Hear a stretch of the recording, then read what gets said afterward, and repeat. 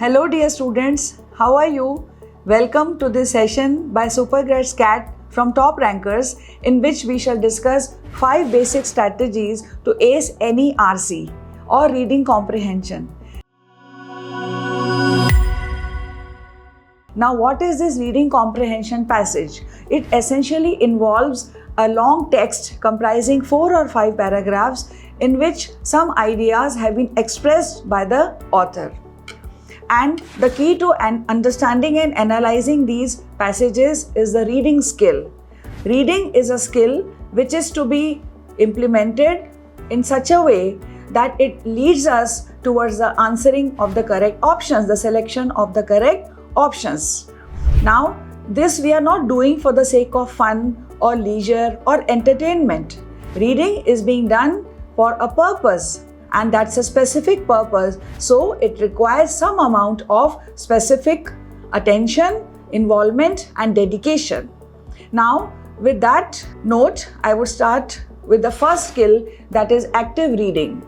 Now, reading actively involves logical connection of ideas, understanding the inherent meanings which are being conveyed by the author. In what manner is the author trying to progress? What will be the flow of ideas? So while reading, let us be actively involved, let us interpret the ideas, let us discern in what manner will the author take the next turn, what will be his next view. Okay, so in this manner what happens that you get a logical connection of ideas and you read till the very end without obstructing the flow. Reading seems to be an uphill task. I agree to that. I totally agree to that. It requires dedicated practice. So read every day at least 2 passages, solve them. And now the difficulty which is faced by the students is that they tell me that they take a lot of time in solving those passages. Dear students, don't be worried. Initially, it may take a lot of time. But by and by, as you move ahead, gradually you will find that your speed is increasing, your accuracy is increasing. So, develop this and never give up this habit. Don't be daunted by this. And read novels, read newspapers and try and read online, because this is going to make you very, very comfortable when the test day comes, because you will have developed a practice of online reading. Remember, reading is to the mind what exercise is to the body. You go to the gym, you exercise. Similarly, your mind also needs exercise, and that is provided by the skill of reading. Having said that, let us come to that part which is again a very important part. I call it technique number 2. That is, cut the excess fat. Yes, you have heard it right. I want to say cut and carve. Sometimes it is seen that the authors write long sentences, they are complex, they are compound, just to give more impression, just to make it sound more impressive. And that challenges the reader. As a student, you do not know to find out the main ideas. So, try and find out the key ideas, the key words and the phrases. Cut down the excess fat. Next tip is the punctuation marks. The punctuation marks, if discerned properly, lead us to the actual logical idea flow. Now, we talk about the central idea. How do you reach this central idea? If a paragraph is long, if it is a lengthy paragraph, then by the time you reach the end of the passage, you may even forget the important points. So, paragraph wise, try to note down the points. These are our packets of information. They are very little, but they are very precious. These packets of information are those where the author is making a reference to the points which he wants to make. This is very important. So by and by you find that you are in hold of the passage, you are in command of the passage and you understand the ideas efficiently. Next comes the type of questions. Now, in a hurry, it may be possible that we do not read the full question. Read the entire question. Even if you read it at the beginning, there is no harm. But one thing is to be kept in mind, only read the question stem. Don't read the options. Okay? And when you start doing the passage, then your focus is automatically on those points which are being asked. First important aspect is read the entire question till the end. Watch out for the words like except, but, not. Generally, these words are given at the end part, at the last part of the sentence. And in a hurry, what does a student do? He doesn't read the whole question and he ticks the wrong option. The next thing is eliminate the wrong option. You will find there are trap questions. They look similar, the options look quite similar. What happens is the words and the phrases which are taken in the option seem to have been derived from the passage. You believe that you have read them. But if you read the whole option accurately, you find that that is completely opposite to the idea which is being expressed. So what is to be done?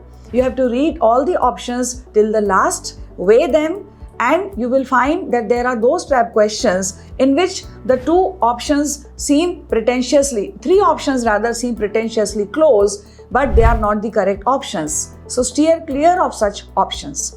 Then there are out of context questions, wherein you find that a very generalized idea has been given. There are extreme options, so watch out for the words always, every, all, never. Generally, these options are of extreme kind and these are wrong options. Now, before that, let us also understand what is the point of view of the author. What point is the author trying to make? Remember, don't allow your own understanding, your own knowledge to get into the way of the options, because your common knowledge is not to be tested here, or your general understanding is not being put at test. What is being put at test is your understanding of the key ideas which are being conveyed by the author. So don't allow this clash to happen. Now, next in the series, I would like you to imagine an athlete. Have you ever seen how athletes work? They don't just jog hard when they have a competition. Generally also, they will take up all the exercises with that much of vigor and intensity. So for you also, the practice time has to be done with rigor, with intensity and with regularity. Be regular in solving these passages. We were talking about the key ideas, the theme, the central idea. You arrive at it by reading all the paragraphs correctly, mapping them and finding out the sequence which joins them. Now, where do you find this theme or the main idea? It can be given in any part. It can be placed in the first paragraph, in the middle paragraph, or in the last paragraph. You have to read it correctly. Now, there can be, take for example, a topic like war. Now, this is such a topic on which numerous authors have expressed their ideas. What you need to examine is whether the author is drawing an emotional appeal by giving us a description of huge number of dead bodies which are lying on the ground, or is the author just stating a historical fact, mentioning the statistical details? Is the author taking this war as a backdrop against which a family scene is being depicted? Is the author critical of those countries which are warring? He wants them to come at a humanitarian, more peaceful solution. So what is the point which the author is making? This is to be understood by us in detail. Now, having said this, I would also like you to think about one important strategy, that is timed condition. As I said, a passage can be very long. So give yourself time. See what time you are taking. That is the crux of the matter. You have to see what time you have taken to solve a particular passage. Now, having said that, I would like you to watch out for the transition words. Transition words such as but, however, on the other hand, on the contrary, while, so. These tell you in which direction the flow is moving. You have to discern the flow of ideas which have been made by the author in the passage. And whenever you attempt the passage, you try to find out, as I already said, try to find out the theme. Also try to analyze the tone and the style of the passage. That is very, very important. Now, the tone is generally the words, the environment, the emotional environment which has been used. I mean to say, whether the author is critical about the given topic, as I just now gave you this example, whether he is speaking in a neutral tone, what kind of tone it is. Generally, the tone is of two types. One is a subjective tone and the other is the objective tone. The objective tone is generally descriptive or neutral, okay, wherein the interpretation of the author, the personal interpretation of the author is not found. And if you talk about the subjective tone, you can well understand whether he is being sorrowful, he is nostalgic, he is critical, he is supporting any detail, he is explaining to us something. Is it an expository style? You understand this. And what is style? Style is the words which are used to convey that ideas, that views which the author is trying to make. So the style can be biographical, autobiographical, as I said, it can be explanatory. So you have to watch out for these. Now, why are the style and the tone important? They are important because together these all form the point of view of the author. If you are able to understand, if you are able to analyze or to comprehend the style and the tone, you are at once able to understand the mood which leads you towards the correct option choice. So keep in mind all these intrinsic details. If you keep in mind all these details and if you practice regularly, I am very sure that you will be able to see your speed increasing drastically, and you will be very happy at that. Okay, and you will be amazed to see how your accuracy is also improving, how your speed is also improving. So never give up.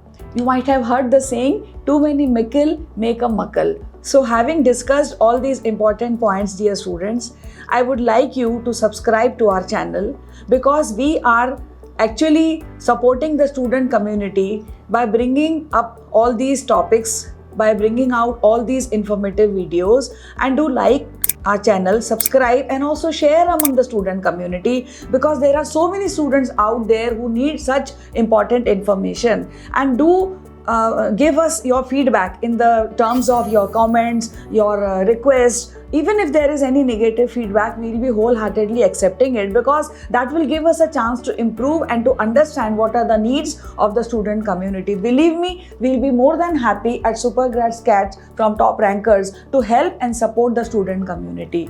So on this note, I would like to take your leave. Keep learning, keep growing, keep improving. More power to you. God bless you. All the best.